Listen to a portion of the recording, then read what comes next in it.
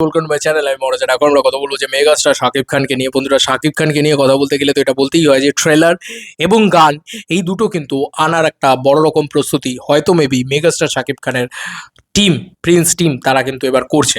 এবার দেখার বিষয় যে তারা আনতে পারে নাকি। গান এবং ট্রেলার এই দুটো একসাথে আনা ইম্পসিবল ব্যাপার আমার কেন জানি না, মনে হচ্ছে রিলিজের আগে।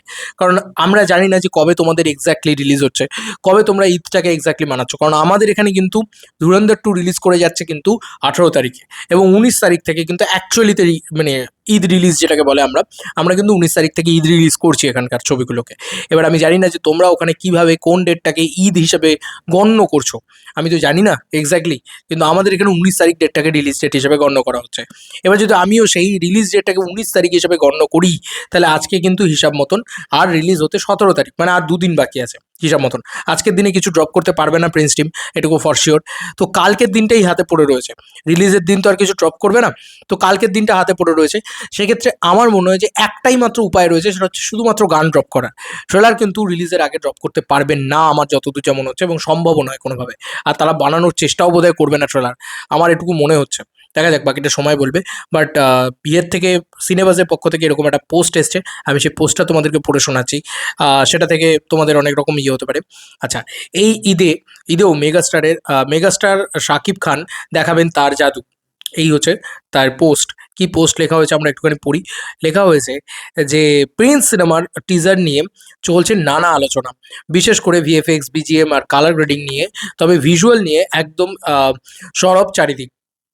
উক্ত সমস্যাগুলো সহজেই ঠিক করা যায়, এমন বিষয় শোনা যাচ্ছে। প্রিন্স টিম ইতিমধ্যেই এই সব চ্যালেঞ্জ ঠিক করতে জোরালোভাবে কাজ করছে। টিজারে যতটুকু দেখা গেছে, সিনেমার আয়োজন মহাকাব্যিক এবং চোখ ধাঁধানো। আর সবচেয়ে বড় কথা, শাকিব খানের স্ক্রিন প্রেজেন্স যেন আগের মতোই অনন্য ও প্রভাবশালী। এদিকগুলো নিয়ে তো কেউ কোনো অভিযোগ রাখে না। এখন শুধু কিছু ছোটোখাটো ত্রুটি ঠিক করলে ট্রেলার আরও শক্তিশালী ও গান আরও জমজমাট হলে খুব সহজেই পরিস্থিতি বদলানো সম্ভব। সর্বোপরি যদি সব ঠিকঠাক হয়, তাহলে ঈদে বক্স অফিসে আগুন লাগাতে প্রস্তুত মেগাস্টার শাকিব খান। ঈদে যে আগুন লাগাতে প্রস্তুত, সেটা তো খুব স্বাভাবিক বিষয়। দেখো, ট্রেলার যদি নাও আসে, গান যদি নাও আসে, কিছু যদি নাও হয়, তাও মানে ইয়ে তো মানে ঈদে তো ঝড় তুলবেই, এটা নিয়ে কোনো সন্দেহই নেই। মেগাস্টার শাকিব খান বলে কথা, নামটাই কাফি আছে বক্স অফিস কালেকশন করার জন্য।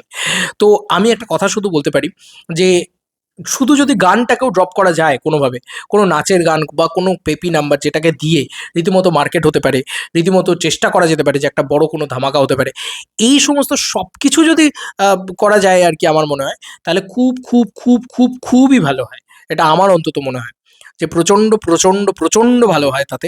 দেখা যাক এবার কি হয় না হয়। এবার সবটাই সময় বলবে যে ট্রেলার আর গান।